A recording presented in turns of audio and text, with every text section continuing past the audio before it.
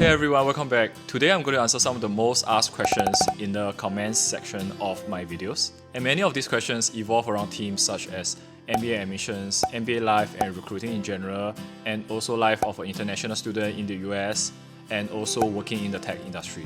And without further ado, let's get going. And the first question is, if you could choose again, will you still choose MBA or go for a triple masters, and why? I would definitely still choose doing an MBA again. Choosing between an MBA and a triple masters ultimately depend on the goal that you have. If you are planning to pivot into the general management track, I would say that MBA is definitely the most suitable path for most of us. However, I do understand that MBA is very expensive and is probably one of the most expensive masters out there. So definitely take into account your ROI, what your ultimate goal is coming to study a master's. It's 32 for an MBA given that most students are 27. Well, I started my MBA when I was 30 and I felt completely fine. I don't really see age gap between like 27 to 30. This couple of years is a huge gap. Ultimately, it depends on the goal that you have at that point of life, I would say. So don't really limit yourself based on your age. Stumbled across this channel randomly and it's very underrated. Thank you. Appreciate your info regarding an MBA. Quick question, do you take the GMAT and what was your score? Yes, I took the GMAT and my score was 700. However, I took it like 3 times. The first 2 times I believe I got in the low 600 range. It wasn't very ideal because I really didn't take it very seriously and my verbal was really terrible. So I really brushed up on my verbal during my 3rd attempt and finally got the score range that I want. Hi, can I ask who did you ask for your recommendation letters? Would both of them be from your previous work experiences?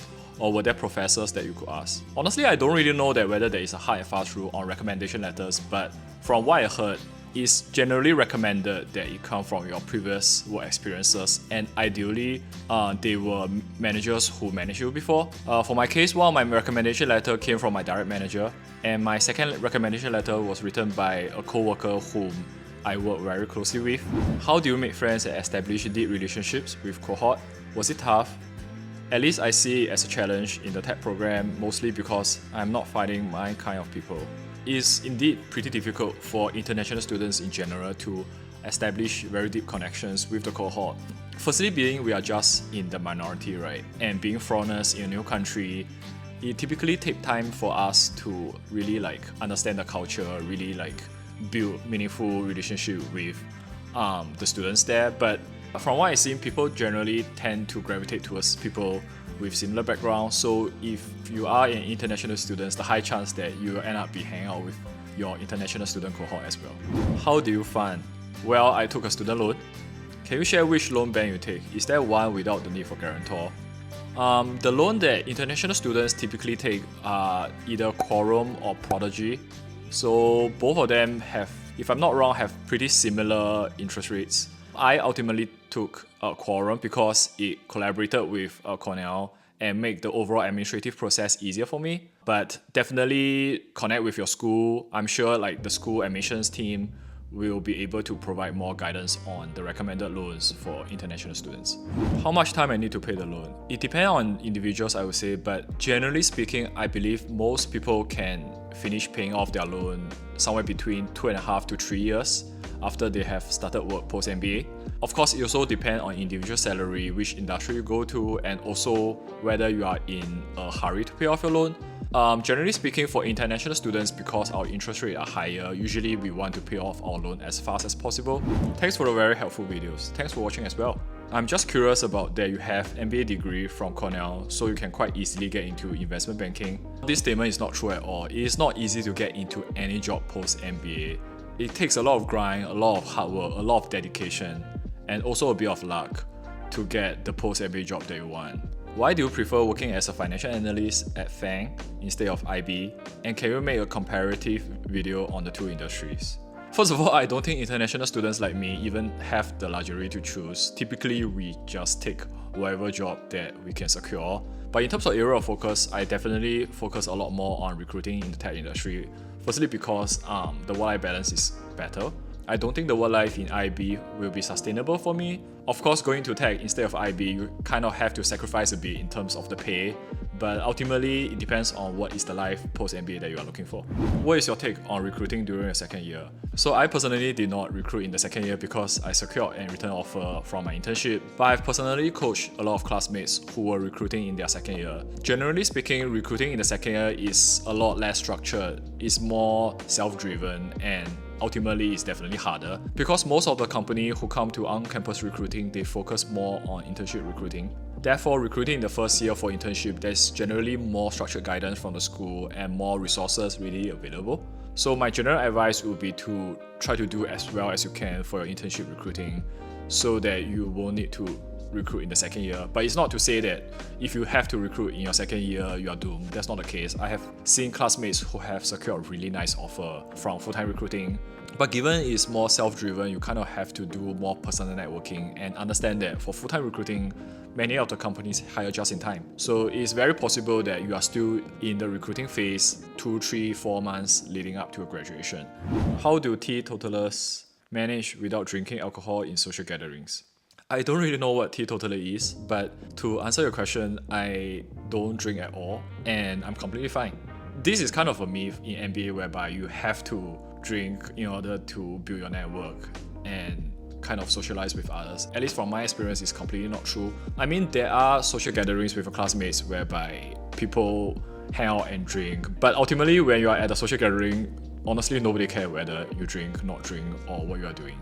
So my advice is just be yourself and do what you want. Your videos inspired me to pursue MBA degree to transition into tech industry. How is the tech company treating you? My experience so far working 3 years at Amazon has been really amazing. I thoroughly enjoy almost every single day at work. I think being in the right job function matters a lot in terms of your overall experience and happiness working in the tech industry. Like, I personally really enjoy working in the finance function. Like, I believe that this is like the job that is the best fit for my skill set. Generally, if you are in the right job function, you will tend to enjoy your day-to-day work. So my advice would be to focus on finding the right role, get into the right job function that you really enjoy, more so as opposed to the company. What's the main difference for regular and executive MBA? Can I also ask, when you look for a job with your MBA, is it your past work experience that helped you secure the job with Amazon? Possible for someone in different field to become a finance manager? I believe the main difference between a regular MBA and an executive MBA is that for regular MBA, most of the students are looking to pivot in some sense. Either they are looking to pivot geographically or going into a new industry or pivoting into a new job function. But for executive MBA, typically candidates are more senior in terms of the stage of their career, so they are usually looking to accelerate their career in the same job function that they are already in. In terms of securing my job with Amazon, I definitely believe my past work experiences help. Previously, when I was in Singapore, I was already working in the finance function, so I believe that having that credentials on my resume definitely helped to strengthen my overall profile and ultimately increase my chance of landing an interview. But also to the question of whether is it possible for someone without a finance background to secure a finance job in general in tech. I believe for campus recruiting is definitely possible. I have seen classmates who had no finance background and landed finance job post MBA. But in terms of like direct hire, if you are say an engineer and wants to one day suddenly apply to a finance job without going through an MBA or certain masters, then the chance of that would be pretty low. Visa uncertainty. What is your next plan to make sure that visa is certain? Is it advisable to engage a professional lawyer to deal with the issue? I don't have a plan to ensure my visa is certain. I think like visa uncertainty is something that we foreigners have to just accept. But I would certainly recommend communicating with your legal team in the company they are working in and discuss with them your visa situation and share your concerns with them.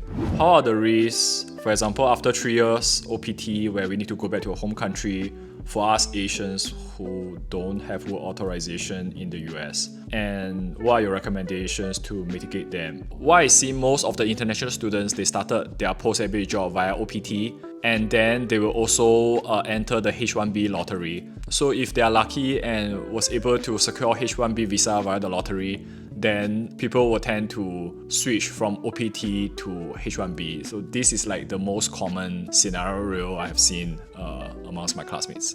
Glad I came across the video, very insightful, but do you have tech experience before your MBA, and how did you, I guess, secure your tech job post MBA? So in terms of securing my tech job, I have an entire video on that. I'll share the link again. And no, I did not have any tech experience prior to MBA. That's the reason why we came to MBA, right? To kind of learn new skills and to pivot to new industries. Okay, hopefully this Q&A has been helpful and answered many of your burning questions. If you have other questions to ask, feel free to leave a comment in the video. Thanks everyone for watching. I'll see you guys in the next video.